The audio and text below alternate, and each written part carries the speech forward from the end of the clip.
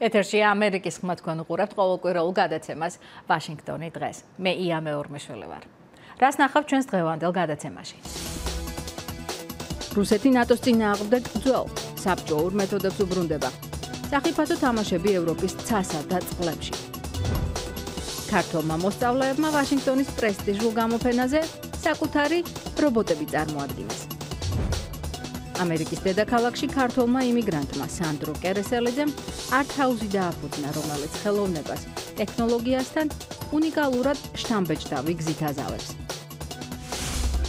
პრეზიდენტმა დონალდ ტრამპმა ქრისტიანულ სამაუწყებლო არხთან ინტერვიუში თქვა, რომ რუსეთთან მოლაპარაკების წარმოება გამართლებულია. იქვე მან დაიცვა საკუთარი ვაჟი დონალდ ტრამპ უმცროსი. რუსეთთან დაკავშირებით მის მიერ გამჟღავნებულმა ინფორმაციამ ვაშინგტონი ერთგვარად შეარყია.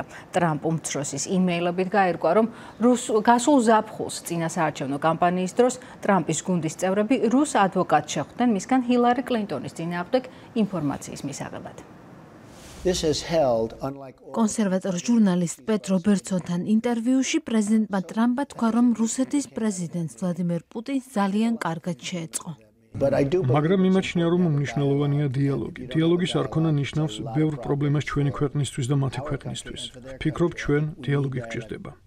ტრამპმა შვილი ტვიტერზეც დაიცვა, მისი განცხადება მოყვა მიმოწერა, სადაც დაწვრილებითაა ახსნილი გასულ ზაფხულს ტრამპის კამპანიის მაღალჩინოსნებისა და რუსი ადვოკატის შეხვედრა. რუსი ადვოკატი ტრამპის შტაბს ჰილარი კლინტონზე მაკომპრომეტირებელი ინფორმაციის შესახებ პირდებოდა. ტრამპმა მიმდინარე რუსულ გამოძიებას კუდიანებზე ნადირობა უწოდა. მას არ ეთანხმება გამოძიების ფედერალური ბიუროს დირექტორობაზე წარდგენილი კრისტოფერ ფრეი.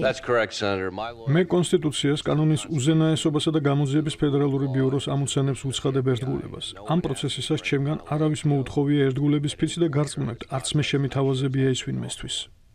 დონალდ ტრამპ უმცროსის მიმოწერამ თეთრ თავის მართლება აიძულა, დემოკრატებს კი მათ შორის ვირჯინიელ სენატორ ტიმ კეინს სალაპარაკო გაუჩინა. ჯერჯერობით არაფერია დადასტურებული, მაგრამ რაც ხდება, ის უკვე ცდება კანონის აღსრულებისთვის ხელის შეშლის სტადიას და ცრუჩვენებას, ხალხგანცხადებებსა და შესაძლო სახელმწიფო ღალატსაც კი უტოლდება. შეშფოთება გამოხატა ზოგიერთმა რესპუბლიკელმაც, მათ შორის წარმომადგენელთა პალატის სპიკერმა პოლ რაიანმა. მე მხარი დაუჭირეს საგანგებო გამომძიებლის ბობ მეულერის დანიშვნას. მიმაჩნია, რომ მას და მის გუნდს აგრეთვე კონგრესში ჩვენს გამომძიებლებს მუშაობა უნდა ვაცადოთ. კაილ კონდიკი ამბობს, რომ ტრამპ უმცროსის მიმოწერა თეთრ აიძულებს კვლავ თავი იმართლოს, რომ რუსეთთან ფარული კავშირები არ ქონია. რუსეთთან დაკავშირებული უარყოფითი ამბების განუწყვეტელი ნაკადი თეთრ სახლს სულ მცირე სამუშაოზე კონცენტრირებაში უშლის ხელს. ემუქრება თუ არა ტრამპის ადმინისტრაციას ან ადმინისტრაციის რომელიმე თანამშრომელს სამართლებრივი საფრთხე ჯერ კიდევ გასარკვევია. ორპარტიული პოლიტიკის ცენტრის მიმოხილველმა ჯონ ფორტიერმა ამერიკის ხმას უთხრა, რომ რუსული გამოძიება პრეზიდენტის საზოგადოებრივ მხარდაჭერაზე უარყოფითად მოქმედებს. როდესაც პრეზიდენტმა გამოძიების ფედერალური ბიუროს დირექტორი ჯეიმს კომი დაითხოვა, მისი რეიტინგი შემცირდა. დღეს მას გამოკითხულთა 40%-მდე უჭერს მხარს. ეს გარემოება პრეზიდენტს ხელს უშლის. როგორც ჩანს, პრობლემა არ გაქრება. ტრამპისა და რუსეთის შესაძლო კავშირებზე კონცენტრირებული ყურადღება რესპუბლიკელთა მდგომარეობასაც ართულებს. ისინი ამომრჩეველს პრეზიდენტ ობამას ჯანდაცვის კანონის გაუქმებას და ჩანაცვლებას შეპირდნენ. ეს პირობა სავარაუდოდ ჯერ ვერ შესრულდება სენატში არსებული უთანხმოების გამო. გასულ წელს ნატომ გზაგადამჭრელი გამანადგურებლები და ახლობით 800-ჯერ გაუშვა მოახლოებული რუსული სამხედრო თვითმფრინავებისთვის მარშრუტის შესაცვლელად. 2014 წელთან შედარებით ასეთი ინციდენტების რაოდენობა გაორმაგებულია. ჰენრი ჯექსონის საზოგადოების ახალი ანგარიშის თანახმად, ნატოსა და რუსეთს შორის უკეთესი კომუნიკაციის მეთოდებია საჭირო პოტენციურად საშიში ინციდენტების თავიდან ასაცილებლად. ცივი ომის დროს ეს რუტინა იყო. საბჭოთა თვითმფრინავების მიერ ნატოს თვითმფრინავებთან ახლო მანძილზე გადაფრენა. ჰენრი ჯექსონის საზოგადოებამ ანგარიში გამოაქვეყნა, რომელიც დეტალურად აღწერს იმას, თუ როგორ აღადგინა კრემლმა ეს ტაქტიკა ნატოსთან ურთიერთობაში. 2014-2016 წლებში ბრიტანეთმა გამანადგურებელ გზაგადამჭრელი თვითმფრინავები რუსული სამხედრო თვითმფრინავებისთვის მარშრუტის გადასაჭრელად 21-ჯერ გაგზავნა. ნატოს სხვა ქვეყნების მონაცემებით 2016-ში მათ გზაგადამჭრელი გამანადგურებლები თითქმის 800-ჯერ გაუშვეს. ეს მატება დაძაბულობას უკავშირდება. ეს კადრები კი რუსეთში კარგად ჩანს. რუსეთი საკუთარ თავს თეორიულად ძლიერად წარმოადგენს ნატოს წევრებს და მთლიანად ალიანსის სუსტად. ეს რუსეთის შიგნით კარგად მუშაობს. თუმცა მსგავსი გადაფრენები რუსეთს სადაზვერვო ინფორმაციის მოპოვების საშუალებასაც აძლევს. ამაში შედის ნატოს წევრ ქვეყნებს შორის კომუნიკაციის არხები, ბრიტანეთის საზღვაო ფლოტის და სამხედრო პილოტების შესაძლებლობებზე დაკვირვება, ჩვენი წინასწარი განგაშის სისტემის შესახებ ინფორმაციის მოპოვება. კატათაგობანას თამაში მხოლოდ ევროპის ცაში არ მიმდინარეობს. რუსეთის საზღვაო ძალები ასევე გააქტიურდნენ. ეს განსაკუთრებით შოტლანდიაში ბრიტანეთის ბირთვული წყალქვეშა გემების ბაზასთან შეინიშნება. თუ რუსულმა წყალქვეშა ნავებმა ბრიტანული წყალქვეშა ნავების აკუსტიკური ხელწერის ამოცნობა და ჩაწერა შეძლეს, ამას გაერთიანებული სამეფოს თავდაცვაზე სავალალო გავლენა ექნება. რუსეთი კი პირიქით ნატოს საკუთარი საჰაერო სივრცის დარღვევაში ადანაშაულებს. ეს ვიდეო ივნისშია გადაღებული, როცა ნატოს გამანადგურებელი ტაიფუნი რუსეთის თავდაცვის მინისტრის თვითმფრინავს გვერდიგვერდ მიხვდებოდა. ანგარიშის თანახმად მხარეებს შორის უკეთესი კომუნიკაცია და მკაცრად განსაზღვრული წესებია საჭირო პოტენციურად საშიში ვითარების თავიდან ასაცილებლად. შეერთებული შტატები მოკლე რადიუსის ბირთვული იარაღის შეთანხმებას უნდა გამოეყოს. ამ ინიციატივით რესპუბლიკელი სენატორი ტომ კოტონი გამოდის. შეთანხმებიდან 30 წლის შემდეგ რუსეთი სარგებლობს მეზობელი ქვეყნების მიერ ბირთვული არსენალის განადგურებით და დომინანტობის მოსაპოვებლად ისევ სამხედრო მეთოდებს იყენებს, ამბობს სენატორი. რუსეთის სამხედრო აგრესიის შესაჩერებლად წარმოდგენილ ამ ინიციატივის თემაზე ამერიკის ხმის ჟურნალისტი ნანა საჯაია მუშაობდა. რუსეთის ფედერაცია აგრძელებს 30 წლიანი ხელშეკრულების დარღვევას. ასე აფასებს რესპუბლიკელი სენატორი ტომ კოტონი მოკლე რადიუსში ბირთვული იარაღის გამოუყენებლობის ხელშეკრულებას, რომელსაც შეერთებულმა შტატებმა საბჭოთა რუსეთთან 1987 წელს მიაღწია. კოტონის თქმით, შეერთებულმა შტატებმა უნდა უზრუნველყოს ხელშეკრულებისადმი რუსეთის ერთგულება. წინააღმდეგ შემთხვევაში კი ამ შეთანხმებას უნდა გამოეყოს. Russia benefits more from the INF treaty than does the United States. შეთანხმებით რუსეთმა მეტი იხეირა ვიდრე შეერთებულმა შტატებმა. ევროპაში მოკლე რადიუსიანი ბირთვული იარაღის განადგურებით რუსეთმა საკუთარი უსაფრთხოება უზრუნველყო. ვლადიმირ პუტინმა ეს შეთანხმება სათავისოდ გამოიყენა. მან უგულებელყო შეთანხმება. სახელმწიფო დეპარტამენტის მონაცემებით რუსეთმა ჯერ კიდევ 2008 წელს ახალი ბირთვული იარაღი გამოსცადა. იგივე განმეორდა 2014 წელსაც. რუსეთმა დაარღვია შეთანხმება და მას პასუხი არ უგია. რუსებისთვის ნებისმიერი შეთანხმება მხოლოდ ბერკეტია. გამოვდივარ იდეით, მოკლე რადიუსიანი ბირთვული იარაღის შეთანხმებას ჩვენს ასევე შევხედოთ. მოკლე რადიუსში ბირთვული იარაღის გამოუყენებლობაზე შეერთებული შტატები და საბჭოთა რუსეთი 30 წლის წინ შეთანხმდნენ, თუმცა მას შემდეგ შეერთებულმა შტატებმა რუსეთი ხელშეკრულების დარღვევაში არაერთხელ ამხილა. კოტონის თქმით, ამერიკის მთავრობამ 500 მილიონი ამერიკული დოლარი უნდა გამოყოს და ეს თანხა რუსეთის მიერ ბირთვული იარაღის წარმოების შემთხვევაში მის გასანადგურებლად უნდა გამოიყენოს. პოლიტიკურ ნებაზე გავლენას ასევე სამხედრო მოდერნიზაცია ახდენს. პოლიტიკური ნება ითვლება დანახარჯების და შედეგების მიხედვით. სამხედრო მოდერნიზაცია პროცესია და მასზე ბევრი რამეა დამოკიდებული. მოდერნიზაცია არის პროცესი, რომელიც სამხედრო შესაძლებლობებს ზრდის. რაც შეეხება რუსეთის აგრესიაზე შეერთებული შტატების პასუხს, ამერიკის ახალ ადმინისტრაციას რუსეთისადმი სტრატეგიული მიდგომა ჯერჯერობით არ შეუმუშავებია, მაგრამ ამ მიმართულებით ზოგიერთი ნაბიჯი გადაიდგა.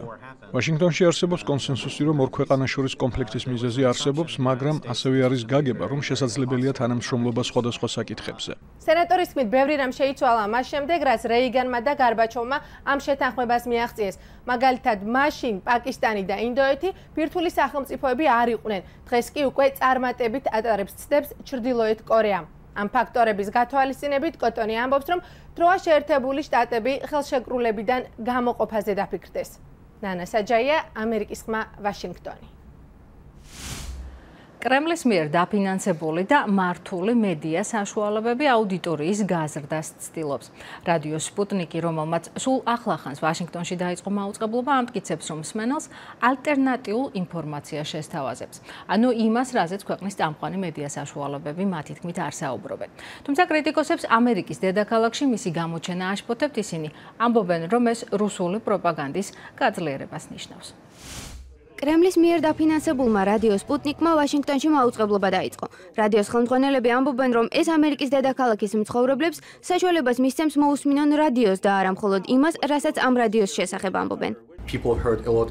ხალხს ბევრი სმენია ჩვენ შესახებ, სამწუხაროდ აქამდე მათ ჩვენი მოსმენა არ შეეძლოთ.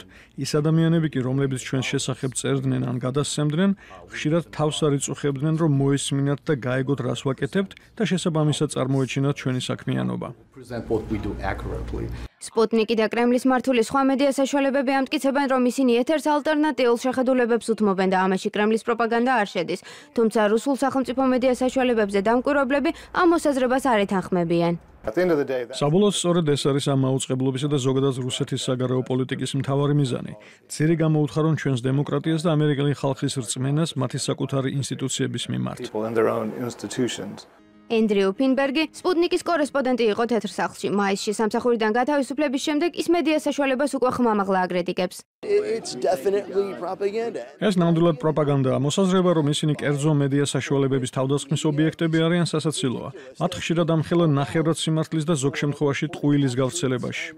სპუტნიკი განაწყენებული თანამშრომლის შეხედულებებს უარყოფს. რადიოსადგური აცხადებს, რომ ამერიკაში უმცირესობებს ეთერს დაუთმობს, თუმცა განმარტავს, რომ არ აქვს იდეოლოგიური საერთო იმ სარედაქციო მასალებთან, რომლებსაც კონსპირაციის თეორიების მიმდევრები სპუტნიკის საიტზე აქვეყნებენ. ჩვენი კონტრიბიუტორების მოსაზრებები ყოველთვის არ შეესაბამება სპუტნიკის სარედაქციო პოლიტიკას. მათ აქვთ მოქმედების თავისუფლება. სპუტნიკის გადაცემებში ამერიკული პოლიტიკისა და საზოგადოების მიმართ კრიტიკა გრძელდება. მათი წამყვანები კი ვაშინგტონში გამოთქმულ რუსეთთან დაკავშირებულ ეჭვებსა და ბრალდებებს აქტიურად უარყოფენ. ჩემთვის მნიშვნელობა არ აქვს არანაირი ბრალდება, საიდანაც უნდა მოდიოდეს ის. თუ კი არსებობს გარკვეული მტკიცებულებები, შეგვიძლია კონკრეტულად მათზე ვისაუბროთ, მაგრამ არ ვაპირებ ამ დისკუსიებში მონაწილეობას. ისინი ასევე უარყოფენ, რომ სპუტნიკს კრემლის დასავლეთის წინააღმდეგ მიმართულ კამპანიაში მნიშვნელოვანი წვლილი შეაქვს. თუ ხალხს სურს რუსეთი გააკრიტიკოს, შეუძლია ეს გააკეთოს, მე ეს არ მაწუხებს. და როდესაც ამ ყველაფერს თავად ვუყურებ, არ ვფიქრობ, რომ რუსეთის შეშფოთების მთავარი საგანია. სპუტნიკის წარმომადგენლები კი ამბობენ, რომ ხალხმა თავად უნდა მოისმინოს, წაიკითხოს და განსაჯოს მათი მასალა ალტერნატიული ინფორმაციაა თუ კრემლის პროპაგანდა. ხანდახან თურმე ღირს, რომ ინდუსტრიული ნარჩენების გამოყენების დავიწყებულ მეთოდებს დაუბრუნდეთ. შოტლანდიაში მკვლევარებმა ვისკის წარმოების თამდევი პროდუქტების მანქანის საწვავად გამოყენების სარფიან გზას მიაგნეს, რომელიც ძრავის არანაირ გადაკეთებას არ მოითხოვს. ყოველწელს შოტლანდიის ვისკის ინდუსტრია 827,000 ტონა მარცვლოვანი ქერის ნარჩენის და დაახლოებით 2 მილიარდი ლიტრი წებოვანი ტკბილი სითხის თავიდან მოსაცილებლად თითქმის $500,000 ხარჯავს. ამ მასის საწვავად გარდასაქმნელად ედინბურგში დაფუძნებულმა კომპანიამ Celtic Renewables ფერმენტაციის ძველი პროცესის გამოყენება გადაწყვიტა. ცოტა ხნის წინ გამართულ ჩვენებაზე ბიობუთანოლად წოდებული გამჭვირვალე სითხე ფორდის მარკის ერთ-ერთ რიგით მოდელში ჩაასხეს. ამ ისტორიული გარბენისთვის ფორდი ძალიან შესაფერია იმის გათვალისწინებით, რომ თავდაპირველი ფორდის მოდელი T ბიოსაწვავზე მუშაობდა.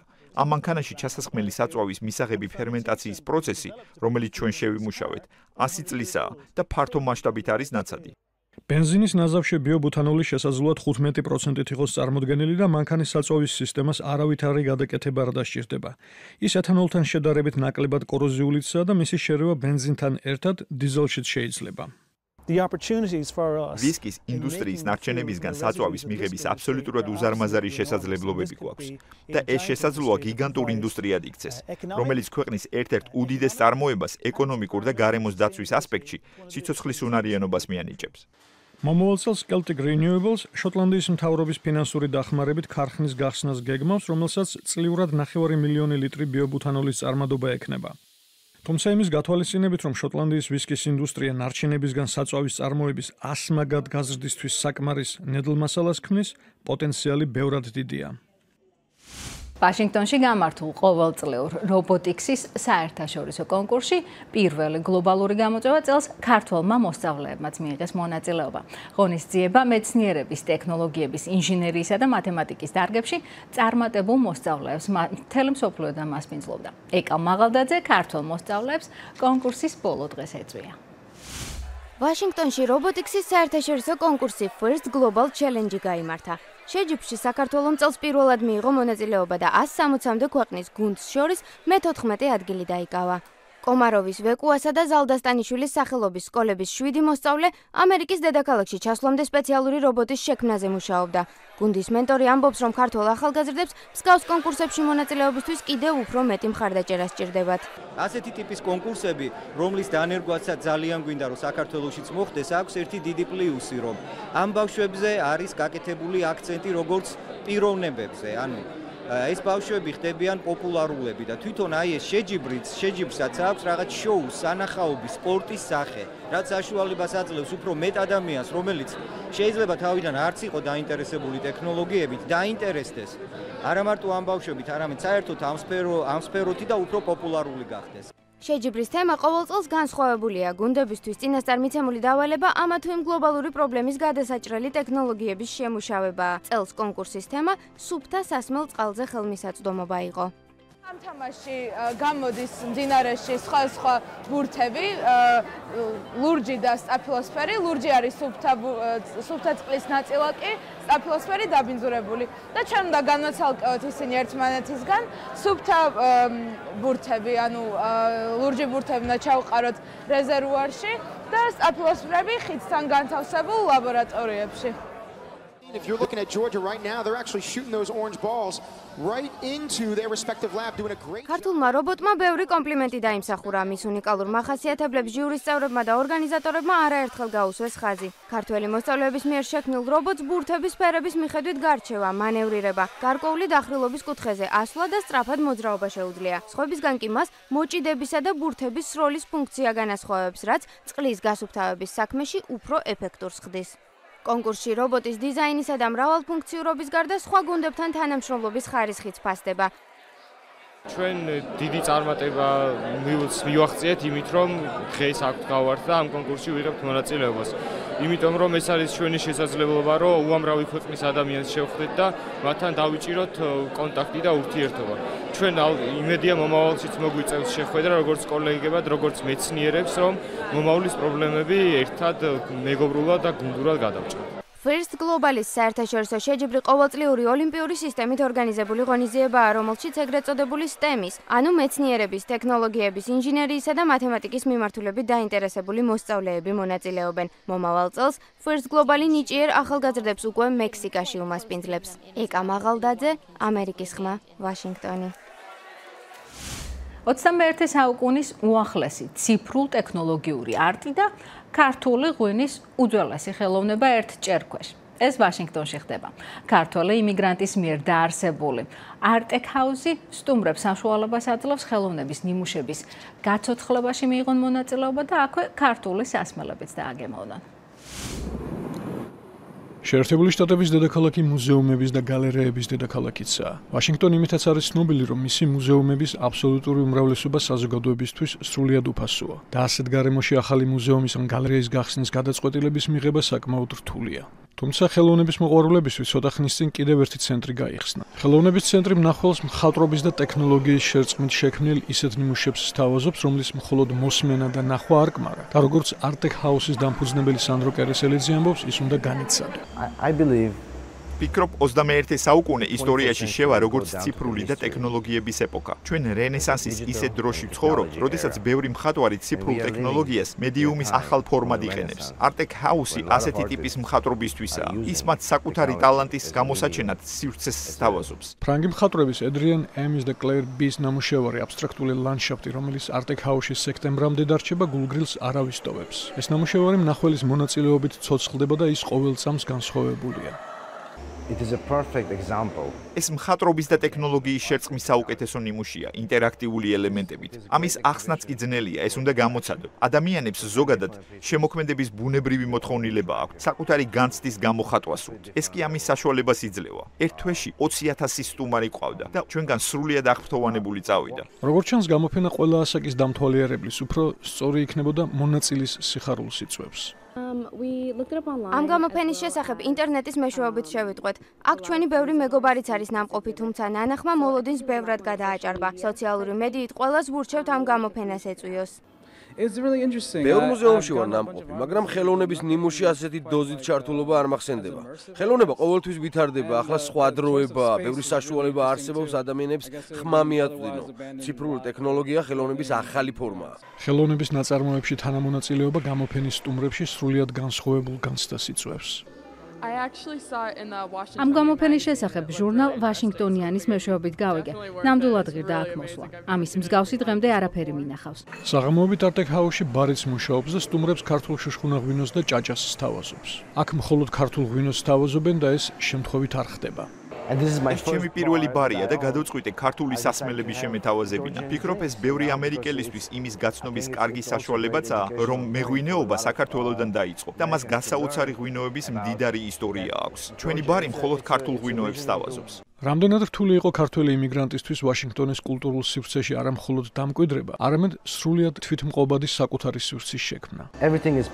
ვიტყოდი, რომ ეს ქვეყანა ნამდვილად საოცარია, ნამდვილი შესაძლებლობების ქვეყანაა. თუ ოცნება გაქვს, ბეჯითად მუშაობ, არ დანებდები და ბოლომდე მიყვები, ამ ოცნებას აისრულებ. არტექსჰაუსი კი ვაშინგტონს 21 საუკუნის უახლის და ქართული ღვინის უძველეს ხელოვნებას ერთ სივრცეში სთავაზობს. გია მელიქიშვილი, ამერიკის ხმა, ვაშინგტონი. დღეისათვის სულ ეს იყო, თქვენ უყურებდით ამერიკის ხმის ყოველკვირეულ გადაცემას ვაშინგტონი დღეს. მომავალ კვირასაც შემოგვერთით აქ საზოგადოებრივი მაუწყებლის პირველ არხზე. მანამდე კი გვესტუმრეთ ვებგვერდზე www.amerikisxma.com. ასევე შეგიძლიათ შემოგვერთეთ Facebook-ში. ჩვენ ერთი კვირით გემშვიდობებით, თქვენ კი გახსოვდეთ, რომ ამერიკის ხმა ინფორმაციის სანდრო წყაროა.